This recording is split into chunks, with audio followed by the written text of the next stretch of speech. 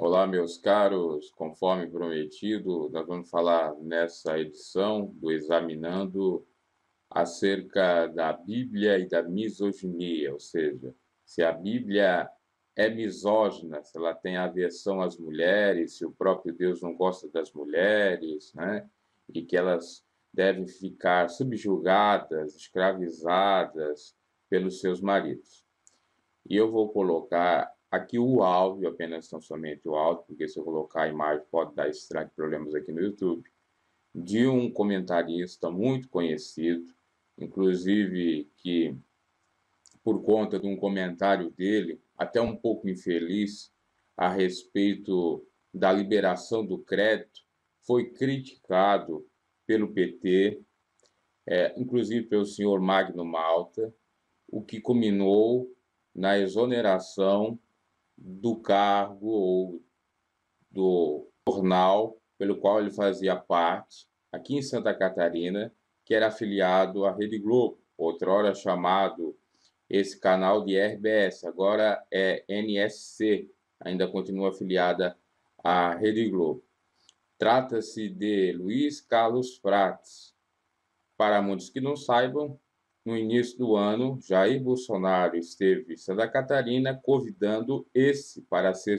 Luiz Carlos Prates sempre falou que não seria candidato, que não gosta de política. Aqui ao lado, já que há uma semelhança de pensamento, se numa conversa o deputado Jair Bolsonaro lhe convidasse para ser candidato a vice-presidente na chapa, qual seria a sua resposta? Olha onde ele me joga, sabe? Não, eu sou parceiro de boas ideias. E onde houver boas ideias, estamos juntos. Poderia ser também uma alternativa de candidato aqui em Santa Catarina, para formar dobradinha. As pessoas de bem têm que entrar na política, senão apenas os maus continuam frequentando o Brasil. E eu acompanhava há muito tempo, até gostava dele, até porque ele tem bons comentários, era uma das minhas referências, sim, mas o que eu discordava dele é que ele sempre fez uma militância pelos militares, ou seja, pelo governo militar, e também com esses questionamentos concernentes à Bíblia, que ele falava coisa que não tinha nem pé nem cabeça, possivelmente ele deve nunca ter lido a Bíblia, ou se leu, não sabe de uma maneira coerente à luz do Evangelho interpretá-la. Vamos acompanhar, vamos ouvir, e eu já vou refutando, tá? Então fique conosco aí. Tenha um pouco de paciência também. Vamos lá. Francisco está chegando para modernizar a igreja, que a modernize e de imediato. Francisco, que se refere, é o Papa novo que entrou aí, porque esse comentário é de 2013, tá? Vamos lá. Por que mulheres não são ordenadas? Por que mulheres não podem administrar os sacramentos? Quem as proibiu? Então eu quero... Por que mulheres não podem ser aí, então, nomeadas, vamos dizer assim, para trabalho de sacramento? Isso de acordo com a Igreja Católica, né? Ou virar uma diaconisa, uma presbiterisa, vamos dizer assim, uma pastora e tal, né? No caso da católica, se usa o termo pastor, mas uma sacerdotisa seria o nome mais correto. Aí ele questiona isso, que isso, no modo de ver dele, seria um pouco de misoginia. Só que a gente tem que separar uma coisa. Igreja Católica de Bíblia, né? A Igreja Católica tem os seus dogmas, a Igreja Católica tem um catecismo, que é muito rígido e vai além da Bíblia Sagrada. E é óbvio que está lá, muita coisa está contra o Evangelho, bem é verdade. E você vai perceber que ele faz alusão ao que está no catolicismo como se fosse da Bíblia. E acaba, no final, rotulando, dizendo que a Bíblia é misógina, faz aversão às mulheres. Não é verdade. Com relação às mulheres participar da obra de Deus, a Bíblia permite. Tínhamos cooperadoras. Agora, nomes de presbítera, vamos dizer assim, não tinha. De diaconisa, não tinha. Sacerdotisa, ou profeta, ou profetisa, né?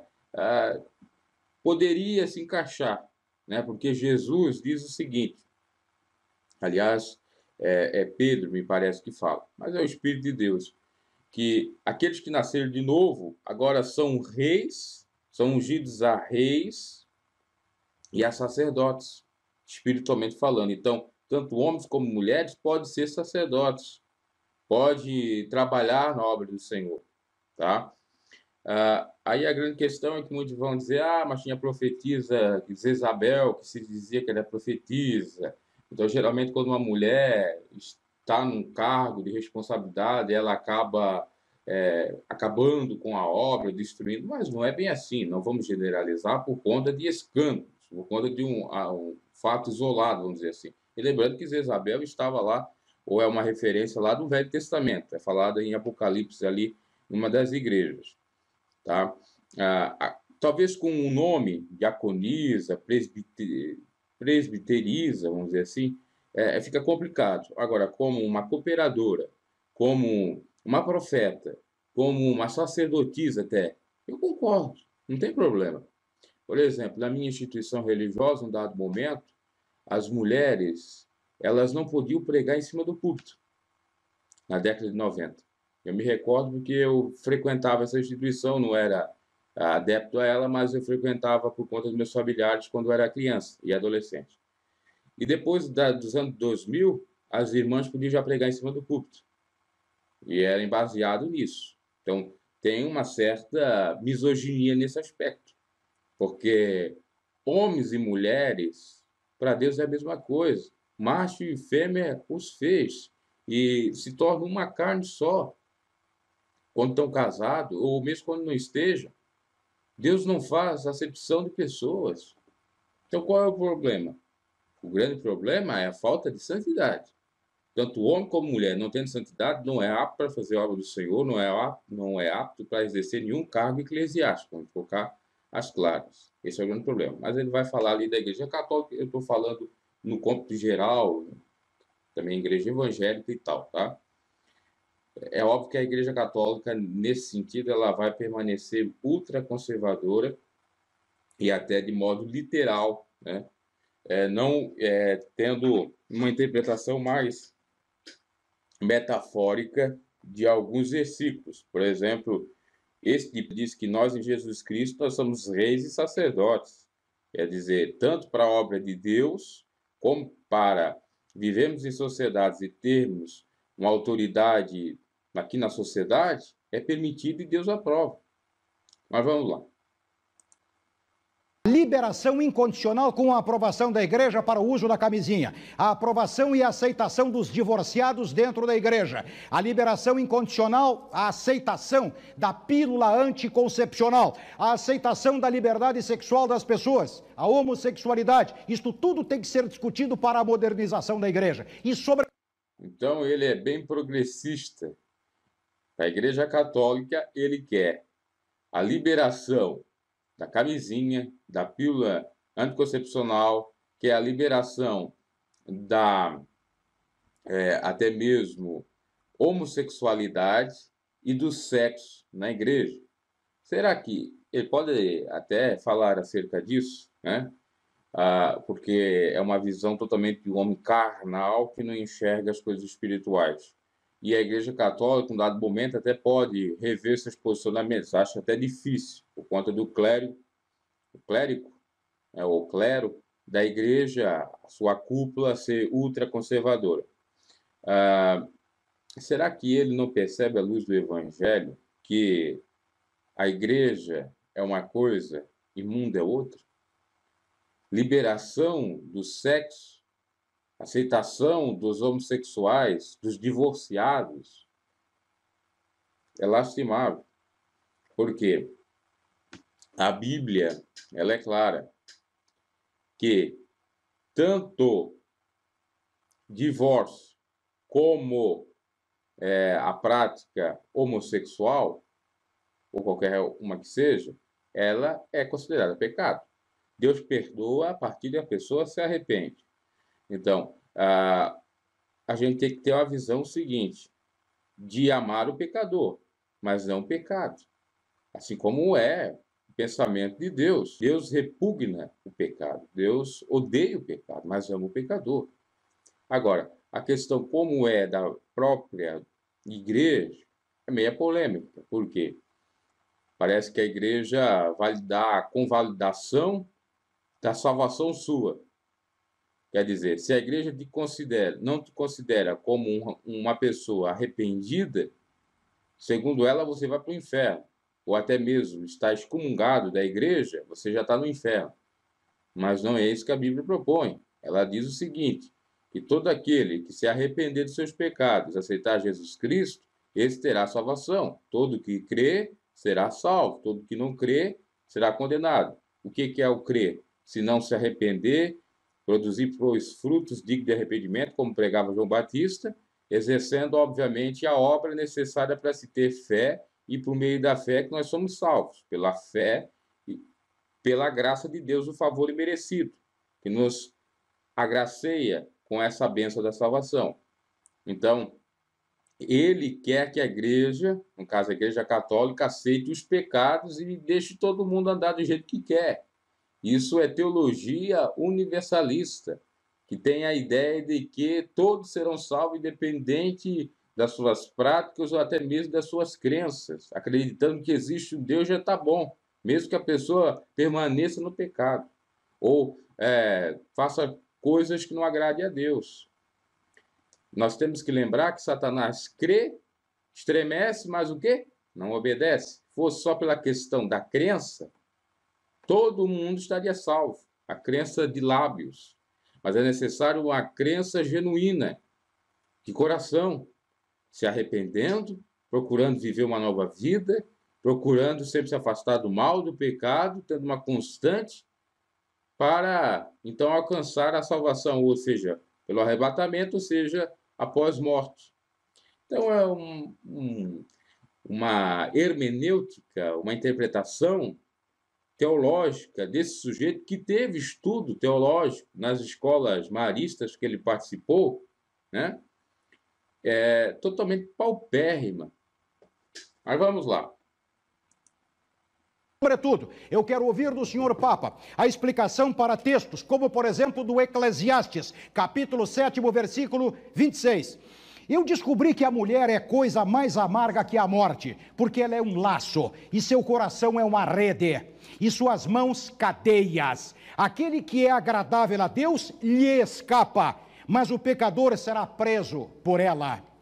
25:17, Eclesiastes 7:26, Salomão falando, dizendo a respeito, não é de uma mulher séria, uma mulher que realmente teme a Deus. Ele está falando ali da mulher adúltera, da mulher adulterina, que realmente pode ser um laço para o homem se ele não vigiar.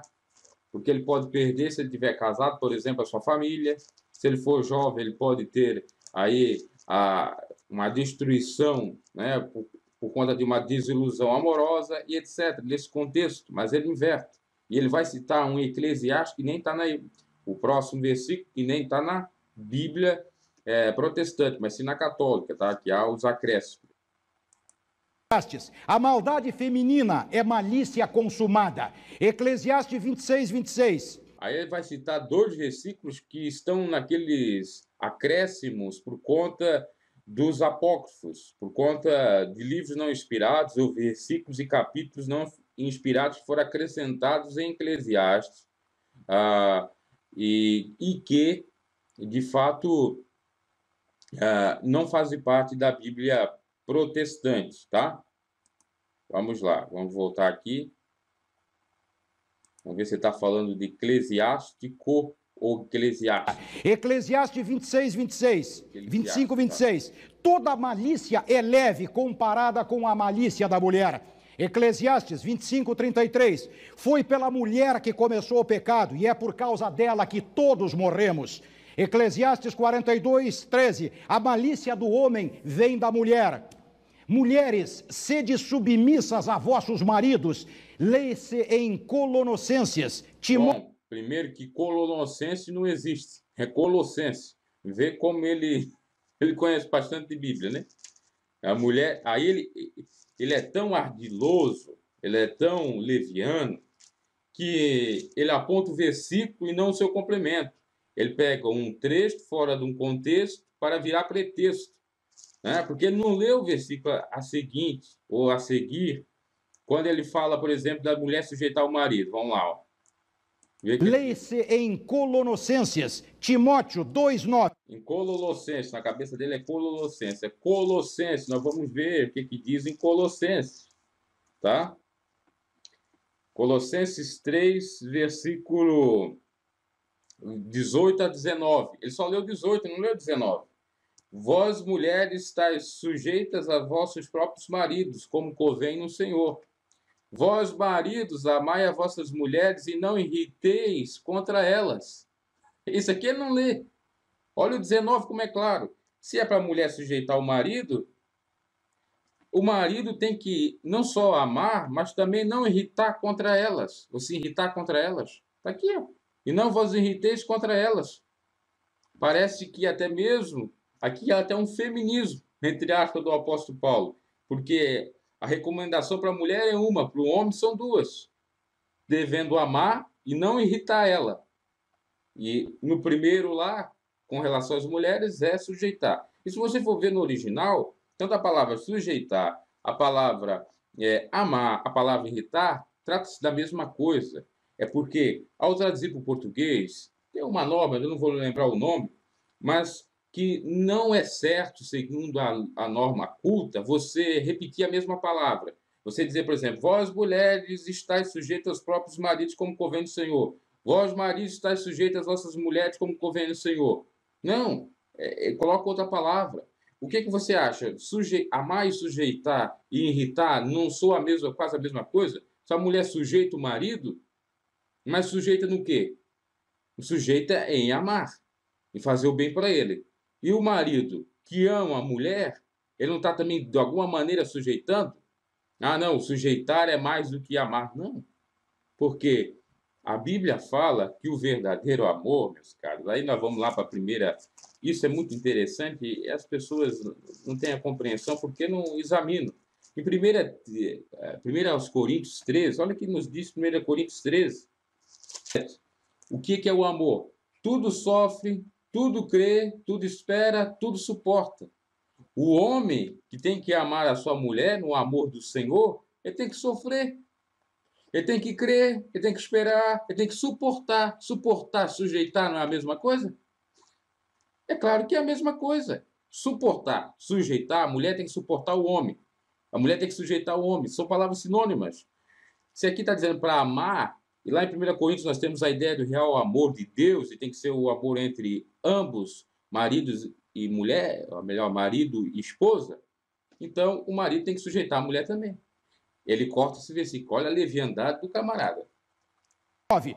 Quero que as mulheres usem trajes honestos, ataviando-se com modéstia e sobriedade. Seus enfeites não consistam em primorosos penteados, ouro, pérolas, vestidos de luxo, e sim em boas obras, como convém a mulheres que professam a fé, a piedade. A mulher ouça a instrução. Ok, está na recomendação do apóstolo Paulo a Timóteo. E mais adiante, no capítulo 3, vai falar acerca dos deveres dos bispos e diáconos. Isso é uma recomendação para ambos. Não quer dizer que isso é feminismo. Não quer dizer que isso é misoginia, machismo. Um detalhe que tem que se falar. A Bíblia, só a partir da invenção da imprensa por Gutenberg, em 1500, 1600, é que ela passou a ter exatamente versículos e capítulos. Outrora não se tinha. Antes de Martinho Lutero traduzir a Bíblia do latim para outros idiomas e ter a invenção da imprensa para exatamente fazer as Bíblias, não se tinha, era tudo junto. Então, tudo tratava de uma mesma coisa. Aí, com o inventar da imprensa e passados os anos, colocaram, vamos dizer, até aquilo que é falado no YouTube de tags, colocado o título, o cabeçalho, né? Os deveres da mulher, os deveres do homem. Isso não tinha na original. E se você for no capítulo 3, você vai perceber várias recomendações para os diáconos e bispos. Convém, pois, que o bispo seja irrepreensível, marido de uma mulher, vigilante, sóbrio, honesto, sóbrio, honesto, hospitaleiro, apto para ensinar, não dado para o vinho, não espancador, não cobiçoso de torpe ganância, mas moderado, não contencioso, não avarento. Vem a recomendação para o homem, porque bispo e diácono são homens. Então, o camarada distorce tudo. Porque se eu pegar um texto fora contexto, eu sempre repito isso no que eu falo, vira um pretexto, vira uma interpretação equivocada. Vamos seguir. A mulher ouça a instrução em silêncio, com espírito de submissão. Não permito à mulher que ensine. Ser professor é pecado. Nem se arrogue autoridade sobre o homem, mas permaneça em silêncio. Pois o primeiro a ser criado foi Adão, depois Eva. E não foi Adão que se deixou iludir, e sim a mulher, que, enganada, se tornou culpada da transgressão. Quer dizer, o pecado, a malícia... Fato é que, como já apontei aqui, você sabe que a mulher, ela fala por demais. E uma mulher na carne, né? Uma mulher espiritual não fala, ela é comedida. E que é também mais frágil, mais emocionalmente frágil do que o homem, me diga-se passagem. Porque quando a serpente chega a enganar a mulher, é porque sabia que ela era mais frágil, é o vaso mais frágil. A Bíblia fala que a mulher é o vaso mais frágil e que o homem tem que considerar isso. Tá? Porque ela tem a questão do emocional, o homem já é mais racional. Então, é nesse aspecto. Mas só que eu vou dizer uma coisa. Um completa o outro. O homem é racional e a mulher precisa dessa racionalidade que tem no homem. Bem como o homem precisa do lado emocional que tem na mulher. Porque um homem totalmente racional, né, ele não vai até mesmo crer em Deus. Ele não vai se sensibilizar por ninguém e não vai amar seu próximo. Do outro lado, a mulher faz isso, teme ao Senhor, ama o próximo, só que ela precisa do viés racional, é um exemplo, para não ajudar necessariamente todos, porque ela pode sofrer algum tipo de represália, pode ser enganada, pode ser roubada, é nesse aspecto. Né? Manda o ditado, ajudar sem olhar a quem, né? Só que há situações que a gente tem que ter a prudência. E aí se encaixa naquilo que Jesus disse. Sermos simples como uma pomba. A mulher é simples como uma pomba. Ela tem a questão do emocional, tá ligada a isso. E prudente como a serpente. O homem tem a questão da racionalidade. E eles unidos têm isso. Tá? Então é mais ou menos nesse aspecto também. Aí muitos vão dizer que isso é coisa da minha cabeça. Não, é só você analisar a Bíblia toda.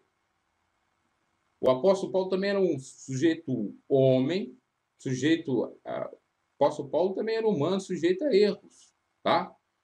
O espírito é obviamente forte, mas a carne é fraca. O apóstolo Paulo chegou a confessar que tinha um espinho na carne, a gente não sabe qual é o espinho na carne que ele tinha.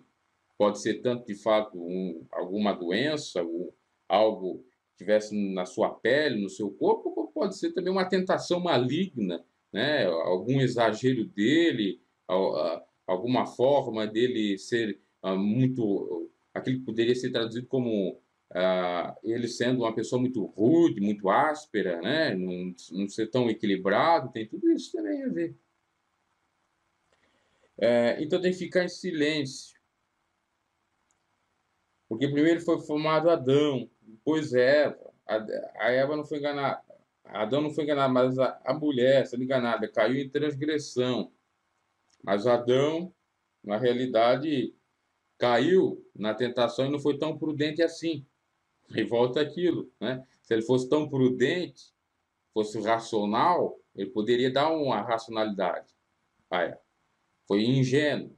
Então, na realidade, a culpa seria de ambos, porque ambos foram cúmplices. Então, esse posicionamento do apóstolo Paulo, às vezes, soa exatamente como machismo. Só que, lembrando, ele já, em outras passagens, vai dizer que teve algum erro, ele errou muitas vezes. Tá? Mas eu interpreto, no contexto todo da Bíblia, como isso seja algo à parte, como um exagero, uma figura de linguagem, uma hipérbole, para orientar exatamente as mulheres a não falarem, quando não se deve ser falado, bem como aos maridos, não é? Também serem comedidos, tá? Lembrando aqui também que isso é uma recomendação. Você tem que perceber uma outra diferença também, tá? O apóstolo Paulo, certa feita, falou lá aos Coríntios com relação ao casamento, dizendo que manda o Senhor, não manda eu, manda o Senhor. Depois vem a recomendação dele. Agora, não o Senhor, mas eu recomendo que é bom que o homem não case, né? Porque ele, de fato, ou era divorciado, ou não tinha se casado. Solteiro ou divorciado. E quando ele encontrou-se com Jesus, ele teve um encontro com o Senhor, se converteu, então ele prezou ou optou pelo celibato, por viver solteiro, consagrando o Senhor. Então ele tinha essa visão. Então por isso que algumas vezes ele dava algumas mancadas mesmo no que ele falava, ou pelo menos ele não esclarecia mais a origem, de fato, o que ele queria falar, tá? Então tem que ter muito cuidado. Então é mais ou menos nesse sentido que a gente pode interpretar. Vamos lá. Que tudo o que não presta sobre a terra vem da mulher. Eu quero que a igreja revise estes conceitos misóginos e criminosos contra as mulheres. Pega o jornal hoje e na Catedral de Buenos Aires, aqui estão 3 idosas, não as quero chamar de velhas, em êxtase, são as mulheres que viabilizam todas as igrejas, são elas que limpam o pó do altar, estende o tapete para o padre, cortam bandeirinhas para a festa da igreja, mas o pecado é a mulher. Francisco, revise tudo isto, Francisco, já, imediatamente, Francisco. A Igreja Católica, ela tem que rever seus posicionamentos e querendo induzir que também deveria mudar a Bíblia ou o modo de interpretar a Bíblia, né? E você perceba que ele é bem liberal, bem liberalista, bem universalista e tal. Só que, na minha opinião, a Igreja Católica dificilmente vai mudar seus posicionamentos, ainda que haja bastante críticas, a não ser que venha um papo aí totalmente progressista. Mas é difícil passar por conta de ter ali no seu próprio concílio, no seu próprio, na sua própria cúria, pessoas conservadoras. Agora, o que ele fala, porque a Bíblia é misógina, a gente prova que a Bíblia, a palavra de Deus, não é misógina. Aí muitos dizem que a gente cultua mais a Bíblia do que o próprio Senhor. Não é bem assim. A palavra, quando a gente está falando aqui de palavra, a gente está falando de Jesus Cristo. Jesus Cristo, de maneira alguma, foi misógino. Porque está relatado pelo apóstolo Paulo. A gente tem que interpretar a Bíblia no seu contexto cultural, no seu contexto histórico, no seu contexto profético, no seu contexto empírico, ou seja, da própria experiência do indivíduo que é relatada. Enfim, inclusive a Bíblia ela tem os 5 meios que se fala em metodologia científica, as 5 ciências, tá? Compreende as 5 áreas do conhecimento: conhecimento científico, o conhecimento histórico, o conhecimento mítico, místico e o conhecimento empírico. Está tudo aqui na Bíblia, tá? Até o conhecimento científico, sim, um conhecimento intelectual e tal. Então, a gente tem que saber interpretar ela de acordo com isso, porque senão vai ficar muito complicado, vai ficar textos isolados e a gente não vai compreender exatamente a ordem das coisas. É só a gente pautar tudo à luz da chave hermenêutica que é Jesus Cristo. Jesus não reprimiu nenhuma mulher. Jesus não foi contra Maria Madalena, que, diga-se de passagem, era até rameira, era até prostituta, e ele, então, perdoou e disse para ela não pecar mais, tá? Estava cercado de mulheres que faziam ali as peças para ele vestir, as suas indumentárias, as suas vestes. Os primeiros, vamos dizer, missionários foram mulheres, né? As primeiras missionárias foram mulheres, porque quando elas foram para o sepulcro, viram que Jesus não estava lá e foram anunciar a mulheres, era Maria, né? Então é para pensar, a Bíblia não é misógina. E ele falou lá de Colossenses, eu poderia citar aqui para ele, para encerrar essa examinação, que vai ficar muito longa, mas é necessária, porque ele fala muito versículo e a gente tem que ir atrás e refutá-lo, que é a questão lá de... É quase a mesma coisa, tá? É quase... O apóstolo Paulo repete. Aí, por exemplo, os deveres domésticos, você vai ver a mesma expressão que está lá em Colossenses, uma repetição. Veja só. Aos Efésios 5:22. Vós, mulheres, sujeitai-vos vossos maridos como ao Senhor. Porque o marido é a cabeça da mulher, como Cristo é a cabeça da igreja, sendo ele o próprio salvador do corpo. De sorte que, assim como a igreja está sujeita a Cristo, assim também as mulheres sejam tudo sujeitas a seus maridos. Vós, maridos, amai vossas mulheres, como também Cristo amou a igreja, e assim mesmo se entregou por ela. Tem que se entregar pela sua esposa. Veja só. Para santificar, purificando com a lavagem da água pela palavra que purifica, para apresentar-se a si mesmo igreja gloriosa, sem mácula, nem ruga, nem coisas semelhantes, mas santa e irrepreensível. Assim devem os maridos amar as suas próprias mulheres, como a seus próprios corpos. Você dá paulada no seu corpo, punhalada no seu corpo, você pega um canivete e vai cortar o seu corpo, se você tiver com as suas faculdades mentais plenas, se você não tiver com algum problema psíquico, claro que você não faz.